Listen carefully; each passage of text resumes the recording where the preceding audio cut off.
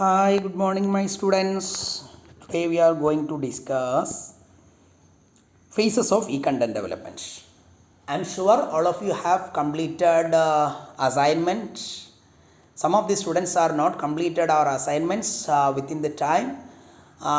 These assignments, preparation and submission of assignment will consider for calculating your internal mark. Okay, so all of you please do properly within the time. If you have any problems, please inform me personally, otherwise it will create a lot of problems. Anyway, let us proceed. Phases of e-content development. We are already discussed in our previous classes what is mean by e-content development and how can be develop e-content for learning process, etc. So there are three phases for developing e-content. Now people are developing e-content for e-learning process. E-content should follow appropriate instructional design methodology in order to assure meeting of learning objectives and expected outcomes. Suppose a teacher should have prepare some learning objectives or learning outcome before preparing content. In the same case, e-content also teacher have some learning objectives and expected outcomes from the part of learner. So we have to consider all these things while preparing e-content development. We have six phases for e-content development. First one, that is analysis phase and design phase, development phase and testing phase, implementation phase and evaluation phase. You please listen. Implementation phase, due to the lack of space, it is given as implementation. Okay, sorry for that. Implementation. These are the important six phases for six phases of e-content development. See in detail. First one, that is analysis phase. That means there's a very most and precautionary phases of e-content development because it defines the areas in our current situations. Different experts says that target subject expertness, target audience and learning objectives and its goals are considered in this phase. We must know the audience and their skill, etc. and methodology of teaching, method of delivering, etc. We have to take into consideration for preparing e-content. Suppose we are preparing many e-contents, it may not be suitable for the audience or it may not be suitable for the learner. Clear that we have to take it into consider. Okay, that is called analysis phase.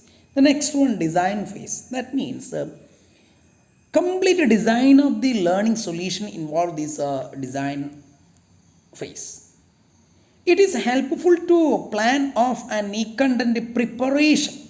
That is the stages of first origination or preparation. In this phase, we must know the planning, use of relevant software, required skills, creative and innovative interactions of subject content, text, pictures, audios, videos, suitable animations, designs, etc. in this phase.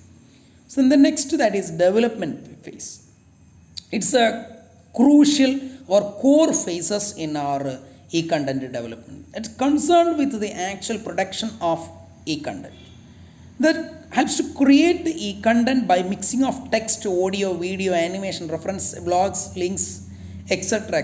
We are all prepared during the design phase and we are creating and mixing these different forms of e-content in one single platform. That's called development phase. Clear. The next fourth phase, that is testing phase. That means suppose we are prepared, we have to test before it is used. That is the phase of testing. The administrator, this phase helps to administrate the content in the actual educational field. Is it suitable or not? Is it relevant or not? Is it capable of to achieve our learning objectives? Okay, we must test the spelling mistake, content errors, clarity of pictures, and the movement of videos, appropriateness of audios, timing, etc. during this phase. We have to test before it is used. That is called a testing phase. The next one, that is the implementation phase. That means we have to implement it into the real situation. That is called implementation stage. That helps to administrate the content to the target audience, whether it is reached or not, and check the product accuracy and quality maintenance, etc. And the last stage, that is evaluation and taking feedback. That means after implementations we have to take feedback from the part of audience, whether there is any problems related with the development of e-content and methodology we have used. If there is any queries, we have to change based on the queries or based on the need and wants of the real beneficiaries of the e-content. That's the stage of evaluation phase that helps to satisfy and measure the effectiveness of this e-content. That's all about the phases of e-content development. See what are the advantages and disadvantages of these e-content. Many advantages we have. First one, that is hyperlink. It is very easy, how to provide hyperlink while we are preparing e-content. Can be linked to other pages inside or outside the book. We can provide a hyperlink to internet also. Then non-linearity, that means the order of access of material can be determined by the user. Suppose you want to listen the end of our videos, it's up to you. You can search and view whatever you want. That is the learner centric. The next important advantages of this e-content, that is use of multimedia. We are using sound, videos, images, animations, etc. It is effective method of learning. The next data density. Storage capacity is decreased when the at the time of increasing probability is ensured. That means suppose we are keeping on textbook or bundle of textbook in a single memory card. Okay, that is the storage facility. The next searching. Learner can search any content or any part of the content based on the need, time, space, etc. That searching facility is also there. So these are all the advantages of this e-content. Okay, that's all about today's discussion. Let us conclude here. Thank you to all. Okay.